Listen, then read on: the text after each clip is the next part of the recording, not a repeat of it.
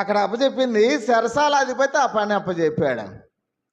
ఇప్పుడు అప్పచెబుతుంది లోకాధిపతి, రాజులకు రాజు, ప్రభువులకు ప్రభు, లోకాన్ని సృష్టించిన సృష్టికర్త నీకు నాకు ఈ పని అప్పచెప్పాడు. సియోను పని అప్పచెప్పి ఇప్పుడు దేవుని లేఖన భాగాలతో మనతో మాట్లాడుతున్నాడు. ప్రభువారు ప్రత్యక్షమైతే మనం ఈ లోకం ముగించుకుంటే మధ్యాకాశంలో ప్రభువుతో ప్రత్యక్షమైతే అప్పుడు అడుగుతాడు,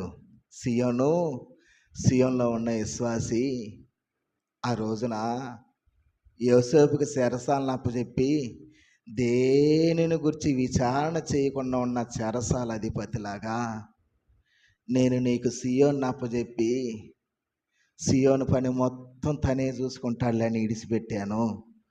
నీవేం చేసావు